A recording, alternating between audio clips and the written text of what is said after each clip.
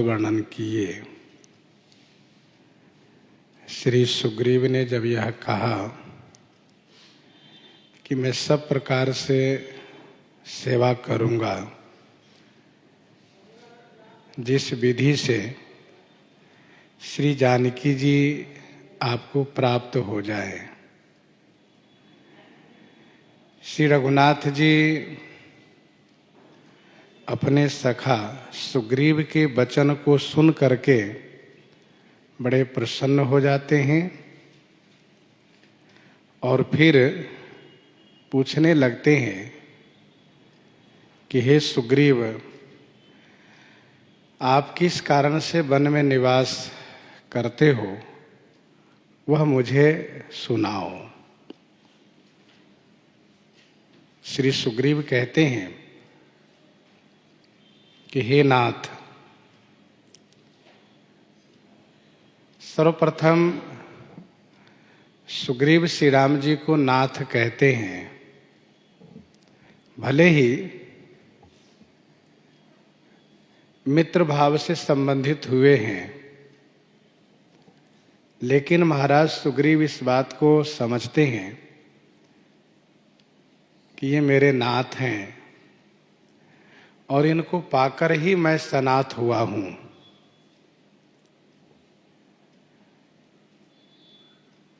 इनके बल, इनके तेज तथा इनकी कथा सुन करके महाराज सुग्रीव के हृदय में इनके प्रति बहुत विश्वास और प्रेम हो गया है। इन्होंने कहा, हे नाथ, बाली और मैं दो भाई हैं। बाली और मैं दोनों भाई हैं।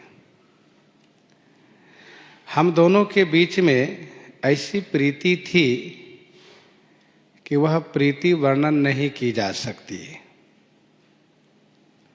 नाथ बाली अरु मैं दो भाई, प्रीति रही कछु बरनि न जाई। प्रीति ऐसी थी कि वह वर्णन नहीं की जा सकती। और विरोध भी ऐसा है कि उसका वर्णन नहीं किया जा सकता। आज भी वे मेरे पीछे पड़े हुए हैं मारने के लिए।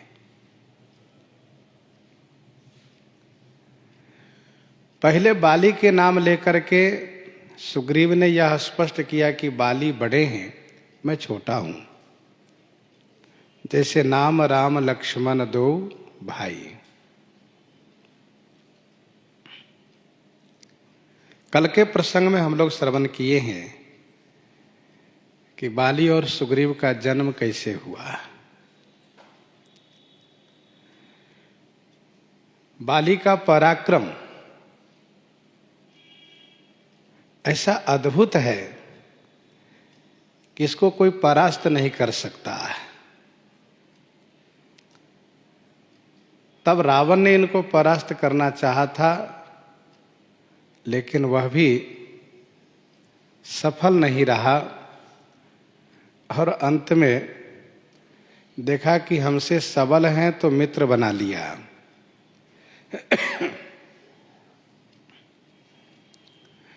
श्रीमद् वाल्मीकि रामायण में वर्णन है कि गोलक नाम के गंधर्व से, गोलक नामक गंधर्व से 15 वर्ष तक बाली ने युद्ध किया है और अंत में उसको मार दिया है।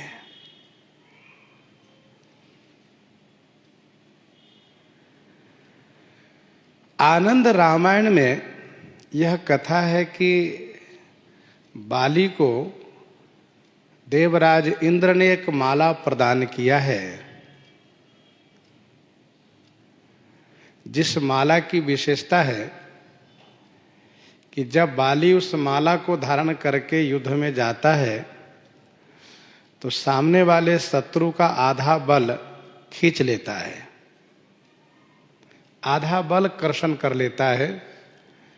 अब उसके पास आधा ही बल बचता है, तो वे फिर क्या सामना करेंगे। इसलिए वे हार मान करके भाग जाते थे अथवा मित्र भाव से जुड़ जाते थे।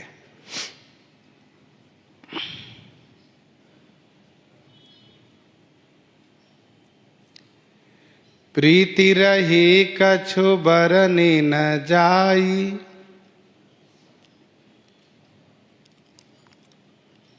भाई भाई में प्रेम। प्रेम चाहे जहां भी हो, यदि शुद्ध प्रेम है, निस्वार्थ प्रेम है, श्रेष्ठतम प्रेम है, तो वह प्रशंसनीय होता है।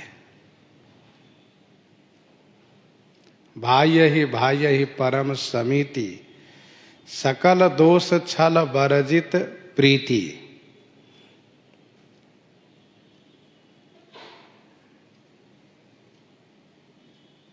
प्रीति भाव का आनंद ही कुछ और है। भले ही भाई संबंध है, तो प्रीति रही कछु बरनी न जाई। प्रीति भंग होने का कारण क्या बना? तो सुग्रीव कहते हैं, मैं सुत मायावी तेहे नाऊ, मय सुत मायावी तेहे नाऊ, आवासो प्रभु हम रे गाऊं। मय सुत मायावी तेहि नाऊं। मैं सुत, मैं दानव का पुत्र है, तेही मायावी नाऊं, उनका नाम मायावी था। मैं दानव का पुत्र, उसका नाम ही मायावी था। प्रभु सो हमरे गांव आवा, हे प्रभु वह हमारे गांव में एक बार आया।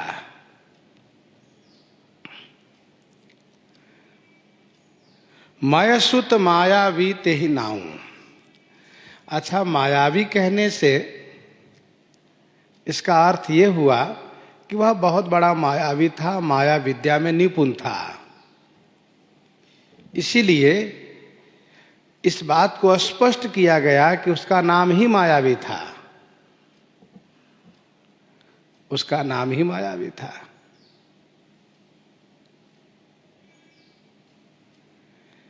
अब जैसे किसी को बलवान नाम हो, पहलवान नाम हो, तो इसका मतलब यह होता है कि वह बहुत बड़ा बलवान है, बल से युक्त है, पहलवान है। लेकिन जब यह स्पष्ट किया जाए कि भले ही वह पहलवानी न किया हो, लेकिन उसका नाम ही पहलवान है, बलवान है, तो बात स्पष्ट हो जाती है। वैसे इसका नाम ही मायावी था।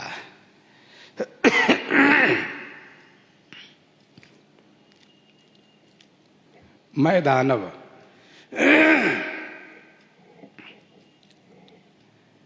कश्यप दीति के पुत्र है मैं दानव। और मैं के बारे में यह प्रसिद्धि रही है कि यह शिल्पी कला में बहुत निपुण है। जैसे देवताओं के लिए विश्वकर्मा जी हैं, वैसे असुरों के लिए मैं दानव है। बहुत बड़े कुशल कारीगर हैं, शिल्पी कला में बड़े निपुण हैं।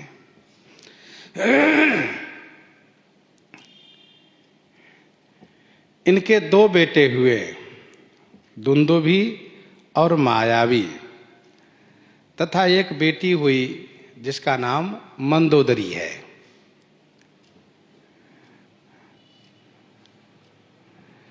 मंदोदरी रावण से विवाह कर दिया, मंदोदरी को रावण से विवाह कर दिया। और दुंदुभी और मायावी की कथा बाली से संबंधित है। मैदानव का पुत्र दुंदुभी बड़ा ही विशाल काय इसका शरीर था। यह भैंसे के आकार में था। तपस्या करके इसने शक्तिशाली होने का, सर्वाधिक बलवान होने का वरदान प्राप्त किया है।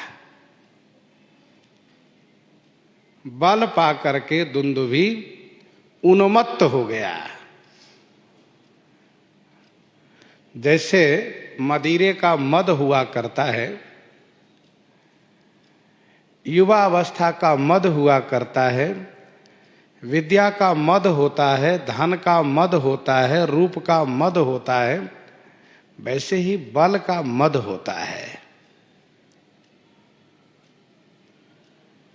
यदि सज्जनों की संगति में नहीं है और यदि उसमें सतोगुण नहीं है तो वह बल के मद में उदंडता करता है, जिसके पास सर्वाधिक बल प्राप्त हो जाता है।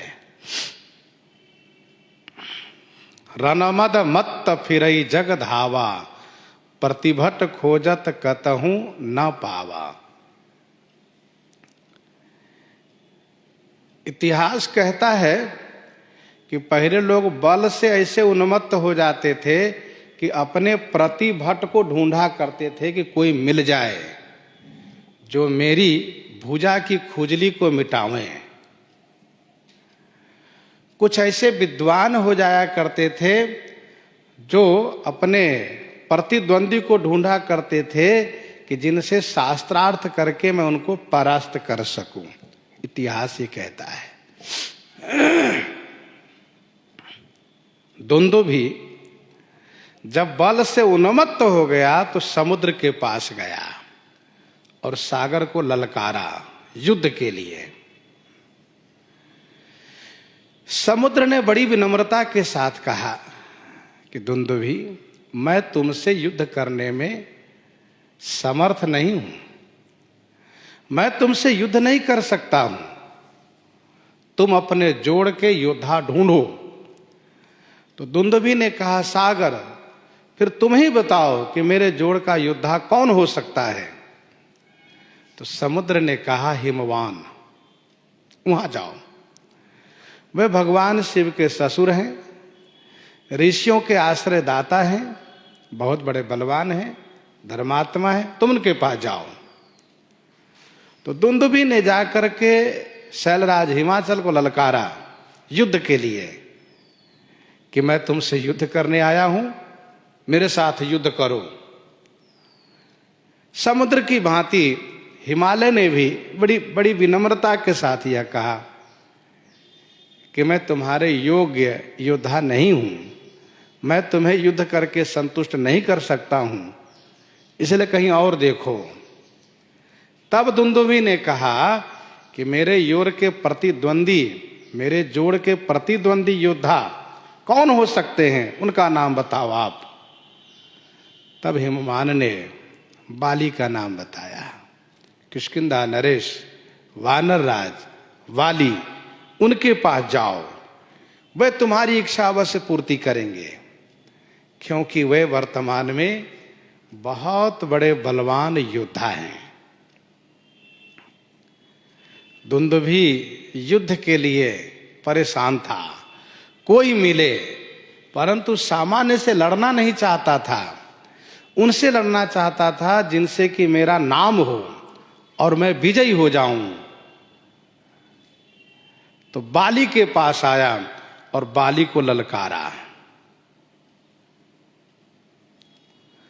बाली को ललकारा, बल्कि उसने अपने तीक्ष्ण सिंहों से बाली के मुख्य द्वार को क्षति पहुंचाया। और जब बार बार ललकारा तो बाली तुरंत आए और बाली ने कहा, सुनो, तुम अपनी कुशलता चाहते हो तो वापस चले जाओ, अन्यथा तुम यहां से जिंदा नहीं जा सकते हो। मैं तुम्हें मौका देता हूं, तुम यहां से चले जाओ। तब दुंदुभी ने बाली को कड़े शब्दों में ललकारा, कायरता वाली बात छोड़ दो, मेरे साथ युद्ध करो, मैं तुमसे युद्ध करने ही आया हूं। तब बाली को रोष आ गया। रोष आया तो उन्होंने मारना शुरू किया।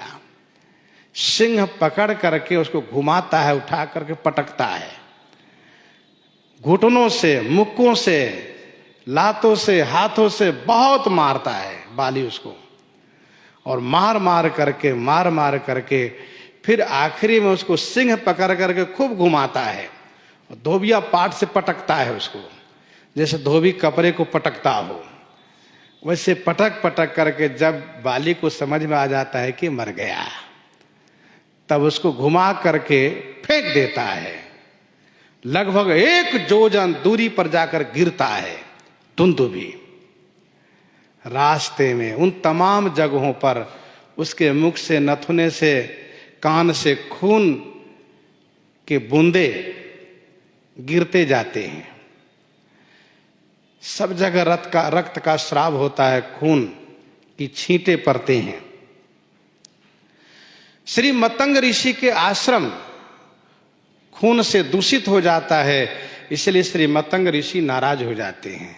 वे कहते हैं, जिस दुष्ट ने मेरे आश्रम को रक्त से, खून से दूषित किया है, वह यदि इस आश्रम के आसपास 1 जोजन दूरी तक आता है तो उसके मस्तक सैकड़ों टुकड़े फट जाएंगे, सैकड़ों खंड हो जाएंगे। और उसके पक्ष के यदि कोई बंदर आता है, सियाराम, उसके पक्ष के यदि कोई भी आता है, ये कहा, उसके पक्ष के कोई आता है तो वह पाषाण बन जाएगा। मतंग ऋषि ने इस प्रकार से श्राप दे दिया।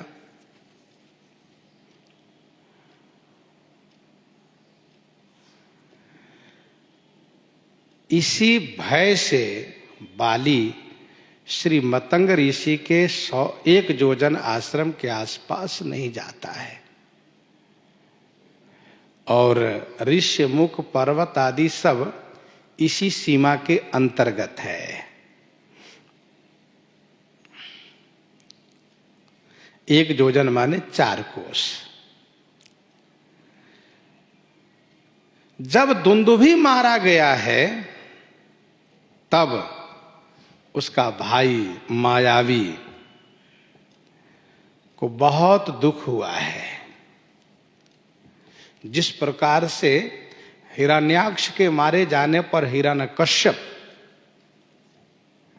भगवान विष्णु से विरोध करके उनको मारने का निश्चय करता है और उसी हेतु से तप आदि करता है, वैसे ही मायावी बाली से प्रतिशोध लेने की भावना से वह तैयारी करता है।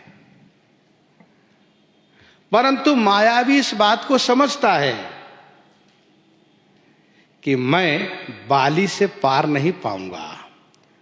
जिस बाली ने मेरे भैया दुंदुभी को, जिनमें हजारों हाथी का बल था, उसको उन्होंने मार डाला, मैं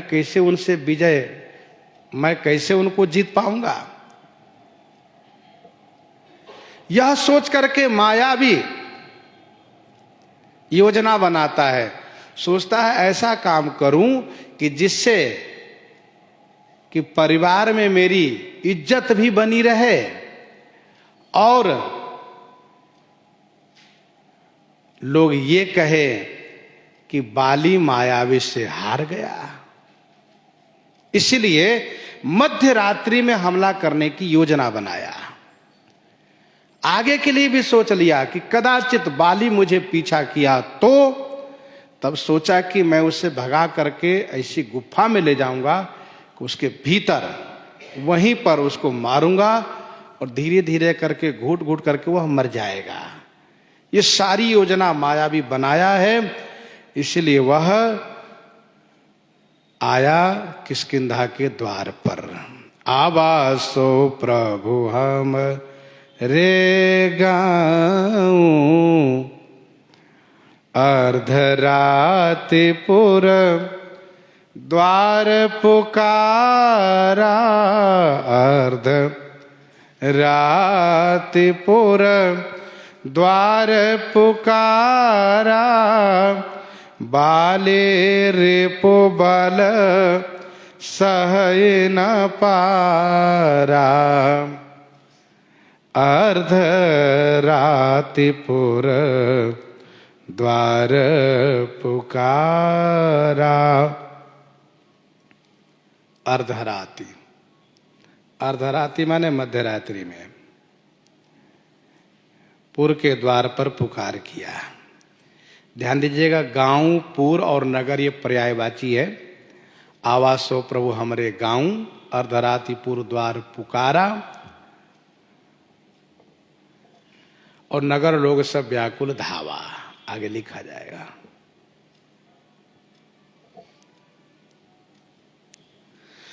तो अर्धराति, मध्य रात्रि में द्वार के पुर पर आकर के पुकारा, अर्थात ललकारा बाली को।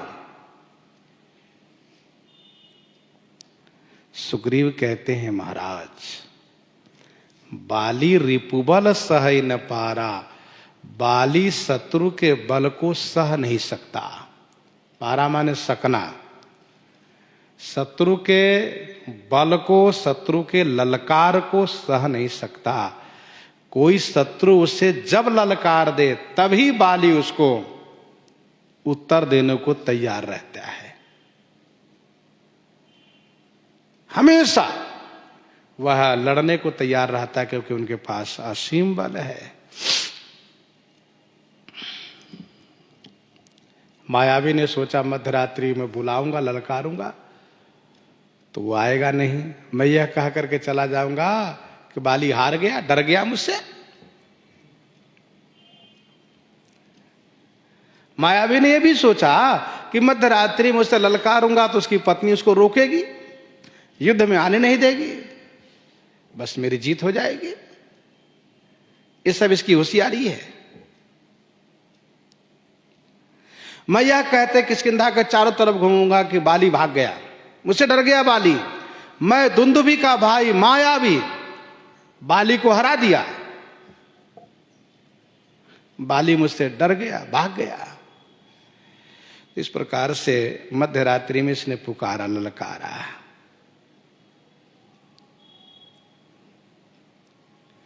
वैसे रात्रि में राक्षसों को बल बढ़ जाता है। जात उधान प्रदोष बल पाई, जात उधान प्रदोष बल पाई, उससे रात्रि का बल मिलता है, अंधकार का बल मिलता है।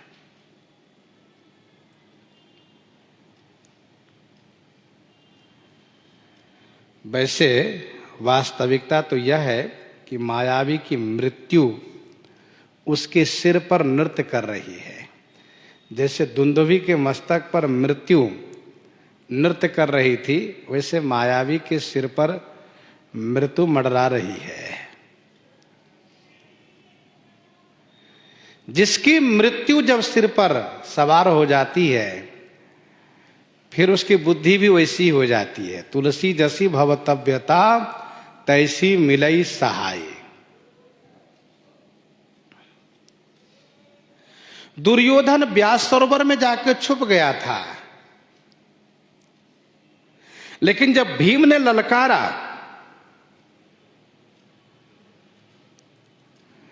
तो दुर्योधन को ललकार सहन नहीं हुआ। क्यों? क्योंकि उसकी मृत्यु उसके सिर पर मंडरा रही थी। निकला हुआ है और फिर मारा जाता है।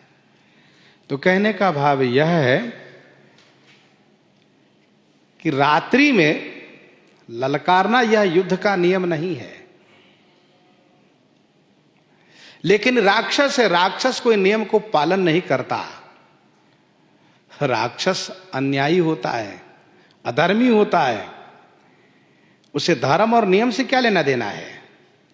इसलिए मध्यरात्रि में ललकारा। बाली को चाहिए था कि मध्यरात्रि में उसके पीछे नहीं जाते हैं, लेकिन बाली की ये प्रकृति है कि वह शत्रु की ललकार को सह नहीं सकता। जब कोई ललकारेगा तभी उसे भिड़ेगा बाली। धावा बाली देखी सो भागा, मैं पुनि गया हूँ बंधु संग लागा धावा बाली, देखी सो भागा। अब देखिए, युद्ध के लिए मायावी ललकार रहा था, लेकिन जैसे बाली आया वैसे मायावी भाग लिया।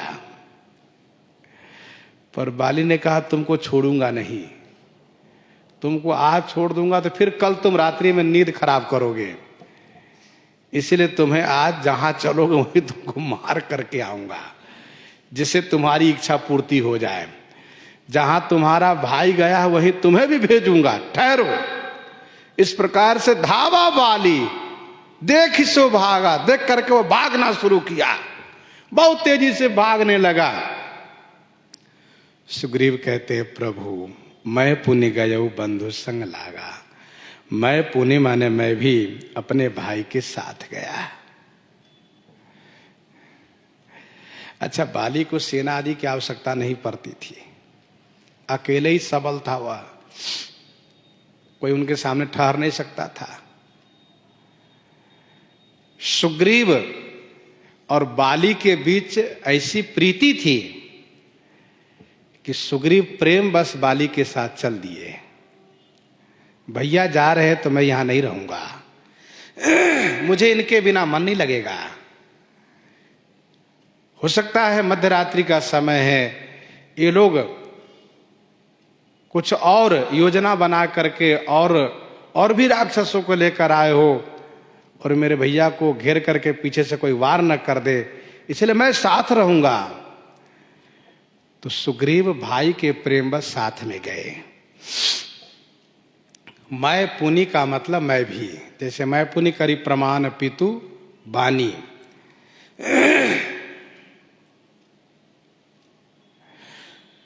तो मैं पुनि गयो बंधु संग लागा। मायावी एक बड़े से पर्वत की गुफा में प्रवेश कर गया। गिरिवर गुहा पैठ सो जाई, तब बाली मोही कहा बुझाई। गिरिवर गुहा पैठ सो जाई, तब बाली मोही कहा बुझाई। सो जाई गिरिवर गुहा पैठ, सो माने वह मायावी जाकर के गिरिवर माने श्रेष्ठ पर्वत की गुफा में प्रवेश कर गया। तब बाली मोही कहा बुझाई, तब बाली ने मुझसे बुझाई माने समझा करके कहा।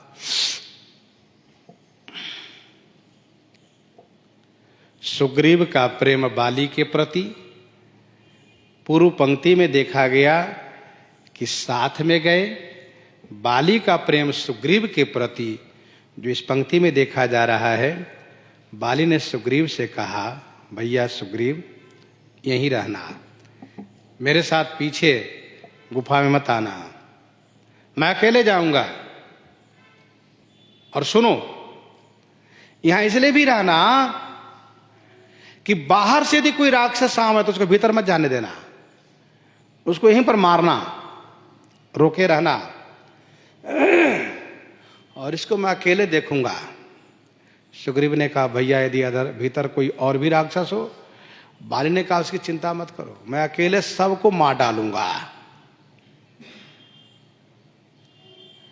सुग्रीव ने कहा भैया मेरा भी मन कह रहा है साथ चलने का।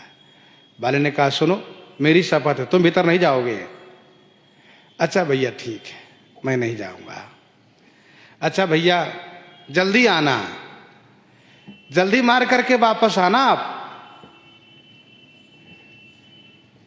देखो प्रेम प्रेम होता है। सुग्रीव बाली से बार बार कहा, बाली ने भी सुग्रीव को बार बार सांत्वना दिया, समझाया कि तुम चिंता मत करना, डरना नहीं सुग्रीव, तुम जानते हो ना मैं कितना बलवान हूं, उसको मार कर आऊंगा। हाँ भैया, भैया देखो 2-4 दिन होगा तो मैं भीतर चला आऊंगा। कहा नहीं नहीं, एक पखवाड़े 15 दिन तक भीतर मत आना, 15 दिन तक भीतर मत आना, यहीं रहना। और मैं तो ये कहता हूं कि तुम भीतर आना ही नहीं, यहीं से प्रतीक्षा करना। कब तक? कहा 15 दिन तक। परखे सुमोही एक पखवारा, नहीं आवो तब जाने सुमारा, नहीं आवो तब जाने सुमारा। एक पखवारा माने एक पक्ष तक, अर्थात 15 दिन तक मेरी प्रतीक्षा करना। और सुनो, यदि 15 दिन के भीतर मैं नहीं आया ना, तो समझ लेना कि मारा गया। कौन? कहा मैं। सुग्रीव ने कहा भैया ऐसा मत कहो, आपको आज तक किसी ने परास्त नहीं किया है। वाले ने कहा वो तो ठीक है, पर काल की गति बड़ी विचित्र होती है। मान लो यदि 15 दिन में मैं वापस नहीं आया तो तुम समझ लेना कि मैं मारा गया, फिर भीतर मत आना 15 दिन के बाद। सुग्रीव को यह सुनकर के बहुत कष्ट हुआ, अच्छा नहीं लगा, लेकिन बाली ने शपथ दिलाई है, इसलिए सुग्रीव भीतर जा भी नहीं सकता।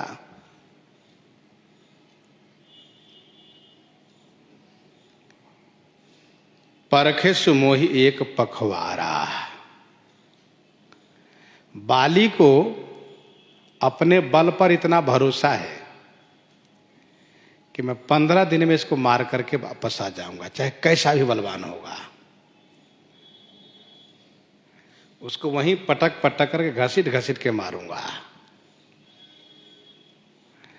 अच्छा, बलवानों को, पहलवानों को अपने ऊपर यह भरोसा होता है कि मेरा दम कितना है, मेरा दम कितना है, मैं कितने घंटे तक लड़ सकता हूं, इसके बाद में मैं ढीला पड़ जाऊंगा। जब मैदान में पहलवान भिड़ता है तो वहां पर उसको ये अनुमान होता है कि मैं इतने देर तक कुश्ती लड़ सकता हूं, पहलवानी कर सकता हूं, इसके बाद मेरा दम काम नहीं करेगा। तो बाली को अपने दम पर यह भरोसा है कि मैं लगातार 15 दिन तक लड़ूंगा। परखे सुमोही एक पखवारा। बाली यह जानते कि 15 दिन तक मेरे साथ कोई मल्ल युद्ध करता रहे तब भी मुझे कोई मार नहीं सकता है। ये बड़ी बात है।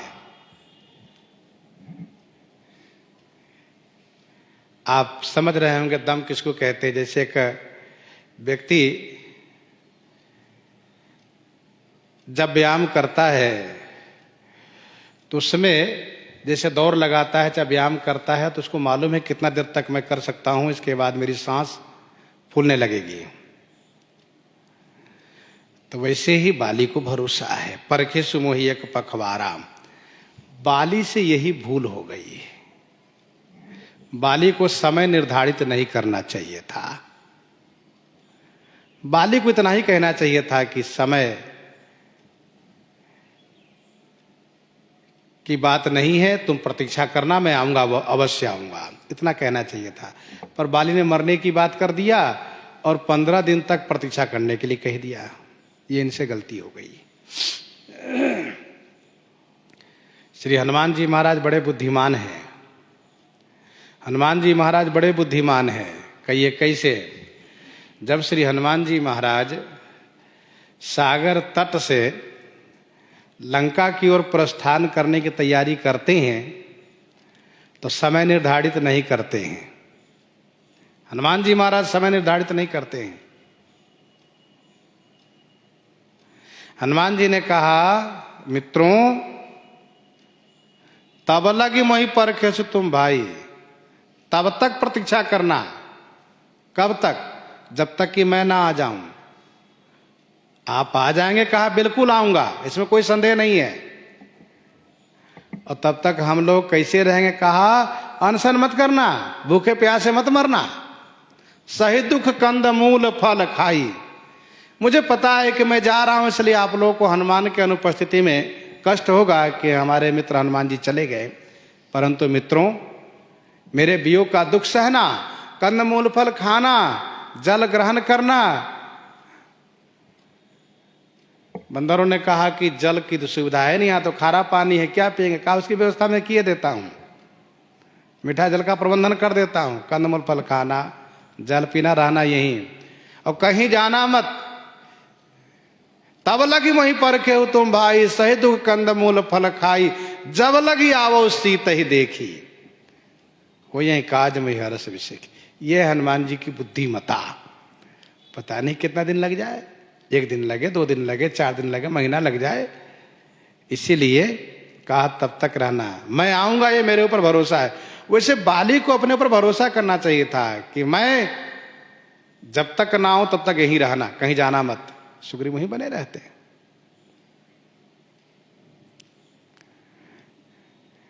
एक और कथा मैं आपको बताऊं, सुनाऊं। भगवान श्री कृष्ण सेमंतक मणि की खोज में गए,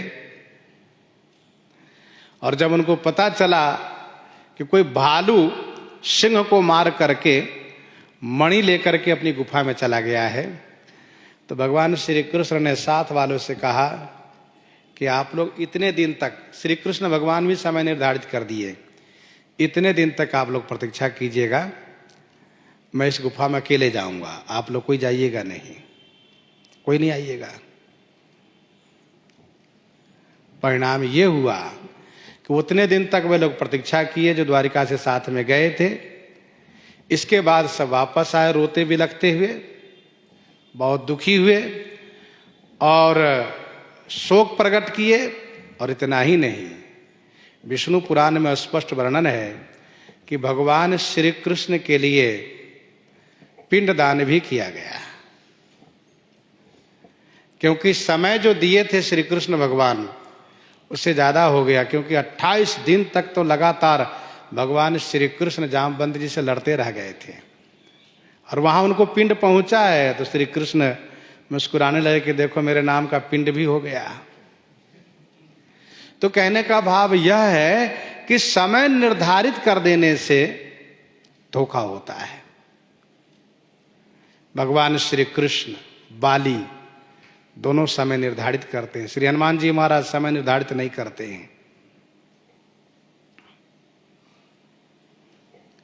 नहीं आवो तब जाने सुमारा।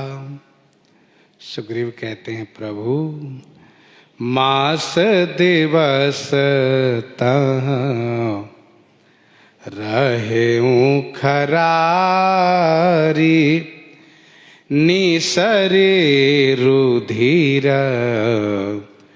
धारतः भारी, मास दिवस तहाँ रहेओ खरारी। हे खरारी, तह मास दिवस रहे। तह माने वहां मैंने 1 महीने तक रहा। प्रभु मैं वहां पर 1 महीने तक रहा। मास दिवस तह रहे खरारी।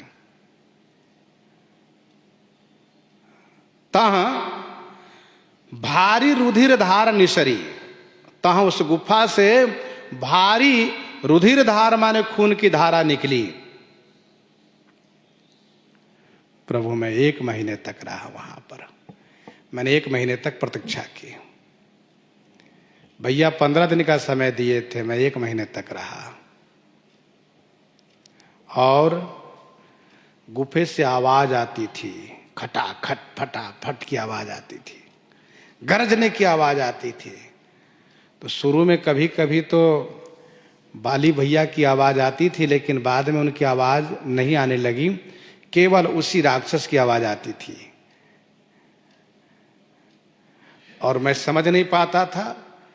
जबकि था ये कि बाली जब मारते थे उसको तो जोर से चिल्लाता था वह, इसलिए उसकी आवाज आती थी।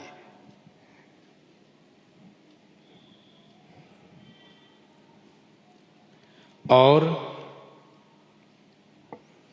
जब खून की धारा उस गुफा से निकली तो मैंने उस पर ध्यान दिया तो बाली के शरीर का रोम दिखाई दिया, केश दिखाई दिया।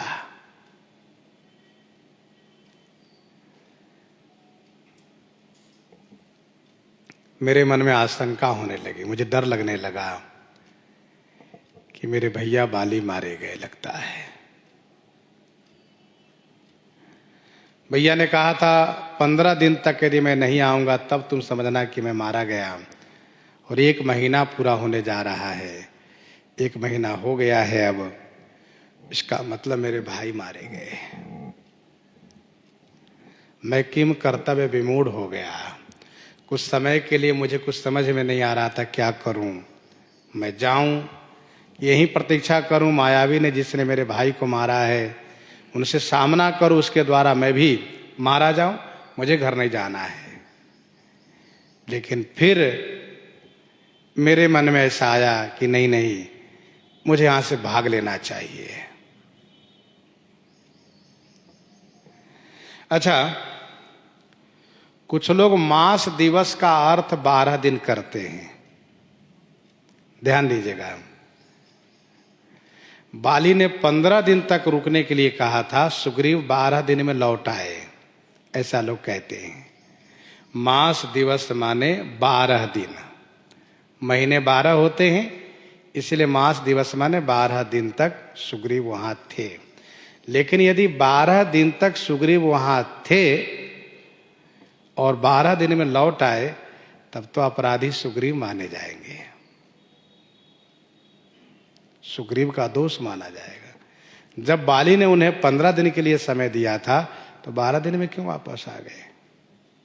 इसीलिए मास दिवस का मतलब महीने से है। मास दिवस कर दिवस भा मरमन जाने कोई। मास दिवस तह रहो खरारी। खरारी कहने का भाव, आप प्रभु जानते हैं कि राक्षस कितने मायावी होते हैं। खरदूषण की माया से अपरिचित है प्रभु, वैसे मायावी बहुत बड़ा मायावी था। नाम और गुण एक जैसा था, यथा नाम तथा गुण। नाम मायावी, काम भी मायावी का था। तो मास दिवस का मतलब यह हुआ 1 महीना, 12 दिन नहीं। अब जिस कल्प में किसी रामायण में ऐसा हो तो वह जाने, लेकिन मानस के मत से मास दिवस माने 30 दिन तक।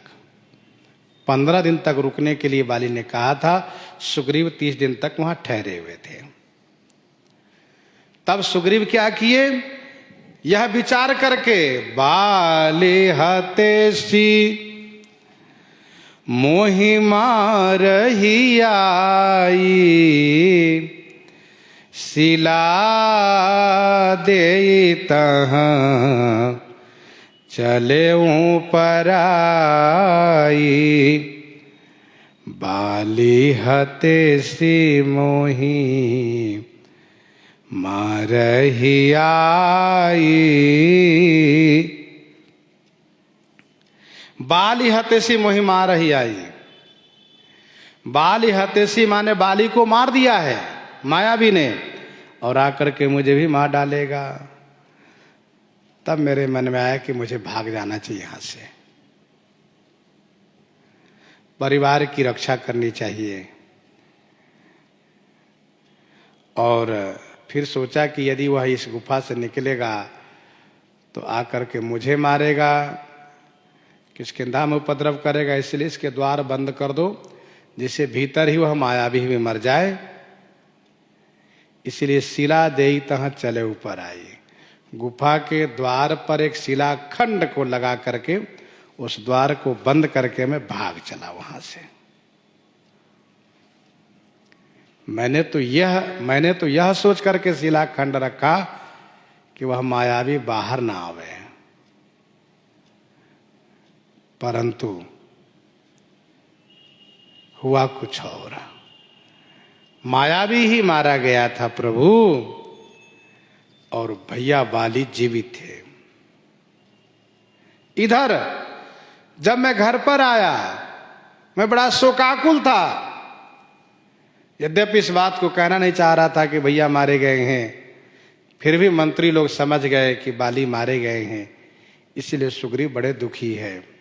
पर बिना राजा के राज्य की रक्षा कैसे होगी? बिना राजा के राज्य में अराजकता फैल जाती है, दुष्ट प्रकृति के लोग स्वतंत्र हो जाते हैं, अपनी मनमानी करने लगते हैं, व्यापारी सुरक्षित नहीं रहते हैं, लोगों में भय व्याप जाता है। इसलिए राजा होना जरूरी है। तब मंत्री न पुर देखा बिनु साई, मंत्री न पुर देखा बिनु साई, दीन्हे मोहि राज बरियाई, दीन्हे मोहि राज बरियाई, मंत्री न पुर देखा बिनु साई। मंत्रिनपुर देखा बिनु साई, मंत्रियों ने किष्किंधापुर को बिनु साई मीना बिना स्वामी के, बिना राजा के देखा। तो मोही बरियाई राज दिन्हेऊ, मुझे बरियाई माने जबरदस्ती राज्य पद पर अभिषिक्त कर दिए, राजा बना दिए।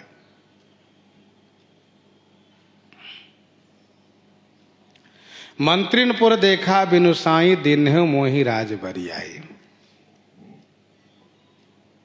कुछ लोग कहते हैं अंगद का जन्म हो चुका था।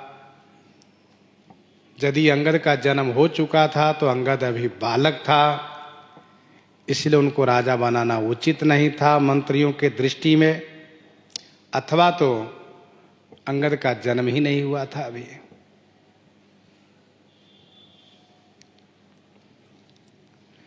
मंत्रियों ने देखा कि राजा के बिना किष्किंधा नगर अनाथ है, इसीलिए सुग्रीव को राजा बना दिया।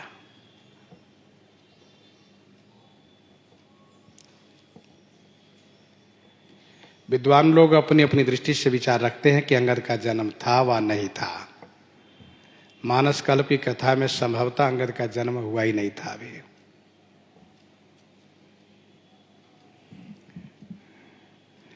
क्योंकि वर्णन तो ऐसा भी है कि सुग्रीव को नगर से निकाले हुए 60,000 वर्ष बीत गए, और जब बाली मारा जाता है तब अंगद के विवाह शादी आदि कोई चर्चा नहीं है। उस समय तो यही कहा जा रहा है कि ये मेरा बालक अंगद है, युवराज। मंत्रिनपुर देखा बिनु साई, दिन्हेऊ मोहि राज बरियाई। जबरदस्ती मंत्रियों ने राजा बनाया, क्योंकि राज्य की सुरक्षा की जिम्मेदारी मंत्रियों पर हुआ करती है। मंत्री लोग इस बात को लेकर के संवेदनशील रहते हैं कि राज्य असुरक्षित न हो, राज्य सुरक्षित रहेगा तभी हम लोग सुरक्षित रहेंगे। सुग्रीव कहते हैं, प्रभु बाली ताहि मारी गृह आवा, देखी मोहि जिए भेद बढ़ावा, बाली ताहि मारी गृह आवा, बाली ताहि मारी गृह आवा। बाली उसे मार करके घर आया। देखी मोही, मुझे राजा रूप में देख करके उन्होंने भेद बढ़ा लिया। भेद माने विरोध, विरोध बढ़ा लिया, बुरा मान गए बाली। बाली जब मायावी को मार करके आया है तो उसको चाहिए था कि पहले मंत्रियों से पूछता कि ऐसा क्यों हुआ, सुग्रीव राजा क्यों बनाए गए, क्या सुग्रीव में राज्य पद की लोलुपता थी, ये सब पूछना चाहिए था। माना कि वे सुग्रीव से ना पूछते, औरों से पूछते, पर किसी से नहीं पूछा। देखते ही उसके अंदर रोष आ गया, क्रोध आ गया। एक तो बल का अभिमान है कि मैं बाली हूं, बलवान हूं। सुग्रीव को राज्य पद पर अभिषेक देख करके और साथ साथ तारा को उसको साथ देख करके और क्रोध आ गया, गुस्सा आ गई। देखी मोहि जिए भेद बढ़ावा।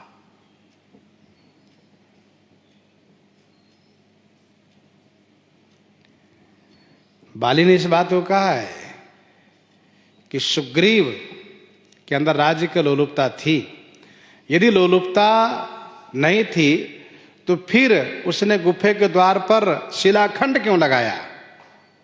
क्योंकि इसने चाहा कि बाली मारा जाए अंदर, मैं निष्कंटक राज्य सुख भोगूं।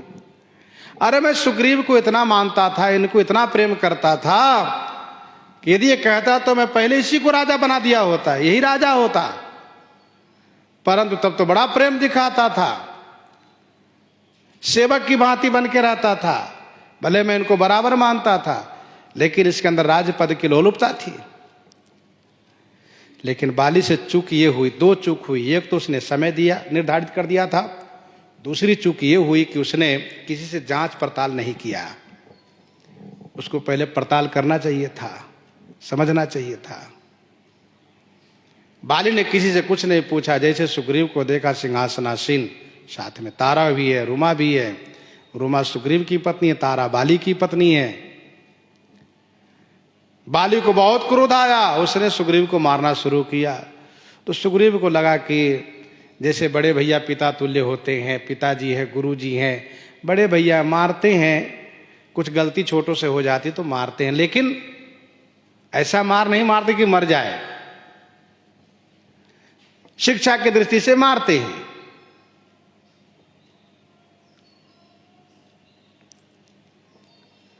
लेकिन सुग्रीव को समझ में तब आया कि अरे तो मुझे मारने के लिए मार रहे हैं।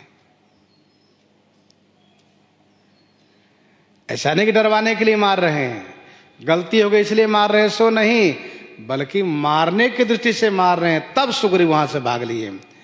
रिपु सम मोही मारे सियति भारी, हरि लीन्हे सी सरवसयरु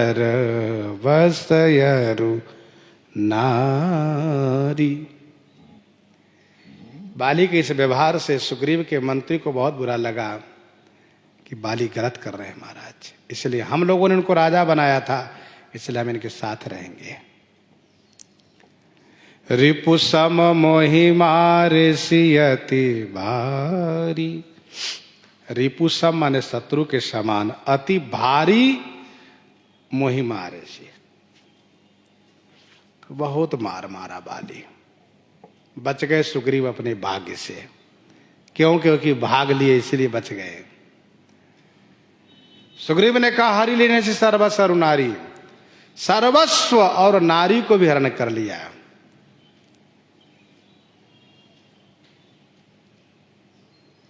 प्रभु मेरा सब कुछ उसने छीन लिया। ताके भय रघु वीर कृपाला, सकल भुवन में फिरऊं बिहाला। ताके भय रघुवीर कृपाला। हे कृपालु रघुवीर, ताके भय माने उस बाली के भय से, सकल भुवन माने 14 भुवन में मैं बिहाला फिरे हूं, बिहाला माने व्याकुल होकर के, बिहवल होकर के, फिर माने घुमा।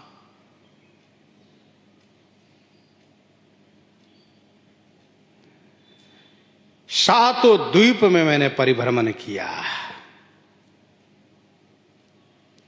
सब जगह गया। अब ध्यान दीजिएगा, वैसे भुवन की दृष्टि से तो अतल, बीतल, सुतल, तलातल, रसातल, महातल, पाताल, सात नीचे है, सात ऊपर है, भूः, भुवः, स्वः, जनः, मः, तपः, सत। यहाँ सकल भुवन से संपूर्ण भूमंडल का अर्थ लेना चाहिए, अर्थात सप्त द्वीपवर्ती संपूर्ण भूमंडल पर मैं व्याकुल होकर के घूमा। सकल भुवन में फिर बिहाला। वैसे पाताल से लेकर के ब्रह्मलोक पर्यंत 14 भुवन है। पाताल से लेकर के ब्रह्मलोक पर्यंत ये 14 भुवन है। 7 नीचे है, 7 ऊपर है।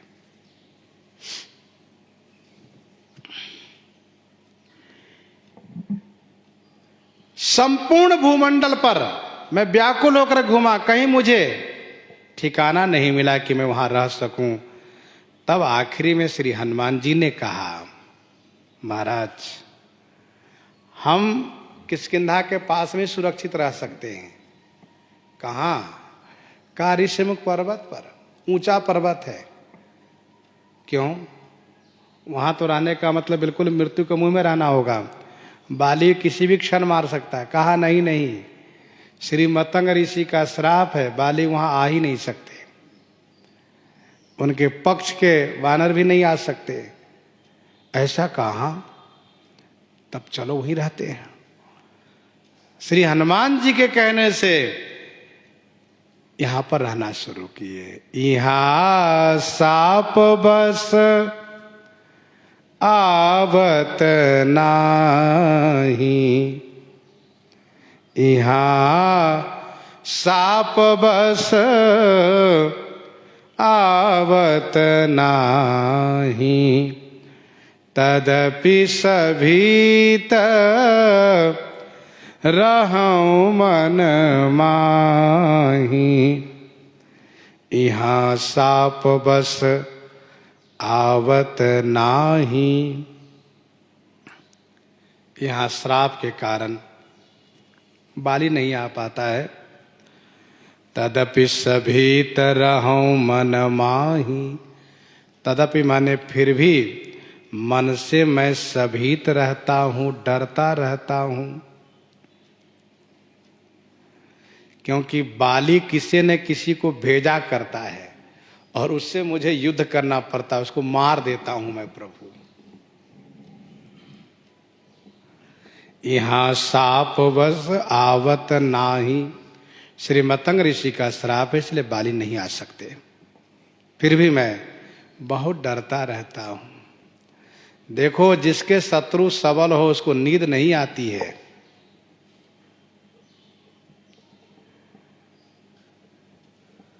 सो किमि सोव सोच अधिकाई, बाल त्रास व्याकुल दिन राती, तन बहुव्रण चिंता जर छाती। जैसे तैसे कभी थोड़ा सोते हैं, हल्की सी नींद आई, फिर नींद उछट जाती है। क्यों? क्योंकि मन में चिंता बनी रहती है, और जब मन में चिंता बनी हुई हो तो गहरी नींद नहीं आ सकती।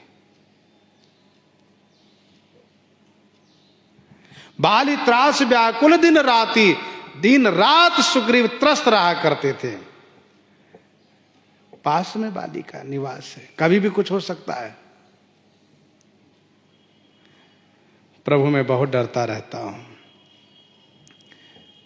गोस्वामी जी कहते हैं, सुनी सेवक दुख दीन दयाला, फरक उठी दो भुजा विशाला। सुनी सेवक दुख दीन दयाला। सेवक के दुख को सुनते ही दीन दयालु के 2 विशाल भुजा फरकी उठी। सेवक के दुख सुनकर के दीन दयालु प्रभु श्री रघुनाथ जी की दोनों विशाल भुजाएं फरक उठी।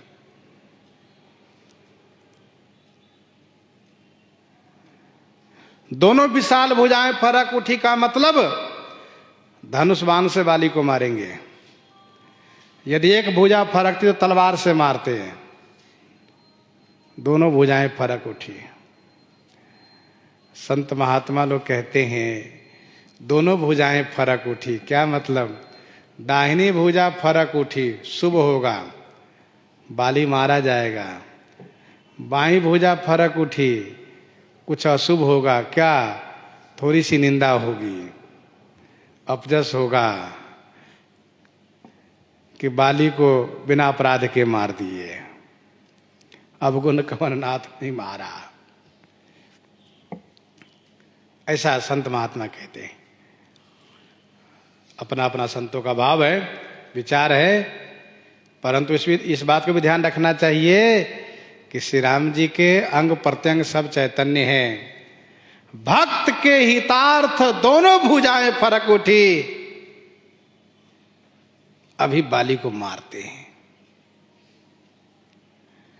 फरक उठी दो भुजा विशाला। दीन दयाला कहने का भाव, दीनों पर दया करने वाले हैं प्रभु।